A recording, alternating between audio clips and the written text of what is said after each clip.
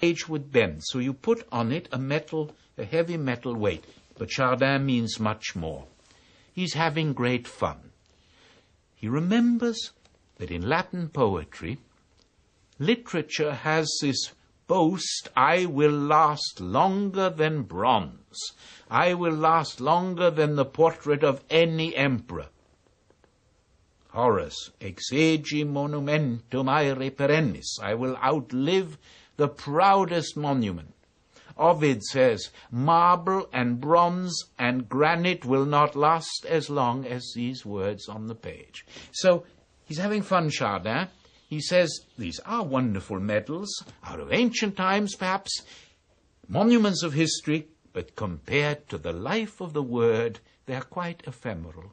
They simply keep the page down for a while. Behind him are mysterious instruments of alchemy, as if he were a magician. Why is he a magician? Because when we read, through the power of imagination, there is alchemy. There are little signs on a page, and suddenly it's Hamlet, it's Madame Bovary, it's Don Quixote, it's Falstaff. What is that alchemy of magic where we collaborate with the author in giving to these little signs on the paper an immortal presence? No one has fully understood this. It needs reader and writer, we know that. It is like the alembic, something that will turn into gold, a mixture of chemicals, chemical interaction behind deep centers in the imagination, language, and suddenly something is created which will outlive its author, the book, our own life. At the end of his life, dying of stomach cancer, Flaubert screams that whore, putain, puta, Emma Bovary, is alive forever and I'm dying like a dog. It's one of the most terrible things a great artist has ever said. It's wonderfully arrogant. He's right. Emma Bovary will live forever.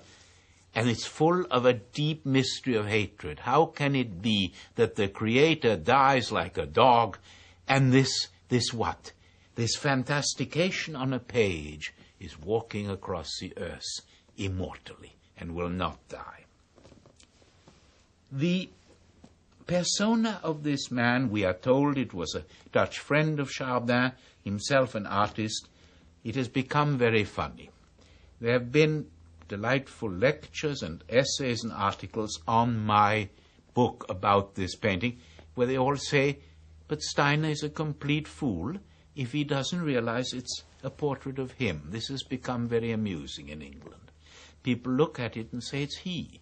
I had never, I swear to you, but that is good naive obviousness, I had not seen it until people claim that quite obviously it's almost photographic. I don't know whether it is, but I can now begin to see that it does resemble me rather closely.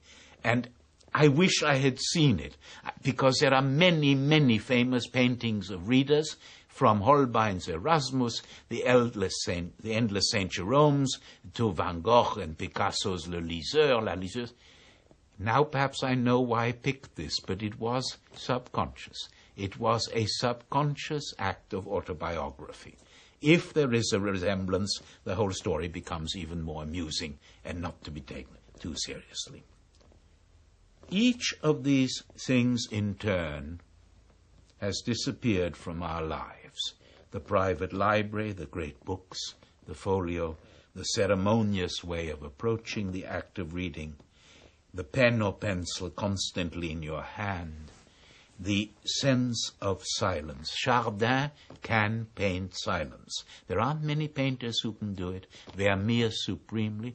Vermeer even more, because there's always a musical instrument, which means that the painting of silence is even more striking. Chardin can make the light speak to you of silence, and it does in this absolutely glorious painting, which is in the Louvre, and each visit to Paris I go to meet my friend, just to make quite sure he hasn't turned the page. He's taking his time. Did you ever change in your imagination what he is reading? It's a lovely question. The size of the book, the whole atmosphere, suggests possibly an atlas, a book of botany, possibly a book of anatomy because of the scientific instruments. It is clearly a very serious reading, and Chardin has captured the loveliness of concentration. And again, it's what the masters teach us. Concentration, said Malebranche, a French philosopher of this time, is the natural piety of the soul. This I always try to get my students never to forget. Concentration, attention, is the natural piety of the soul. You don't have to be at prayer to be pious. You're already very pious when you concentrate on something difficult and fascinating and try to let it enter into you. We take so for granted the power of the imagination from a page. It leaves me always profoundly astonished. The mystery of light, where you see the velvet of the curtain, the texture of such a painting, the texture of the paper, of the binding, of the whole civilization of the world of the book, a civilization to which we owe the images, the book of life, the book of Revelation. And perhaps one last time, in the French modernist, symbolist poet Stéphane Mallarmé, when he says, what is the aim and object of the universe? Le livre, with a capital L, the book of all books, the book which will contain all books and the sum of human life, and which then, as the Bible has it, we will shut and the 7 seals will close.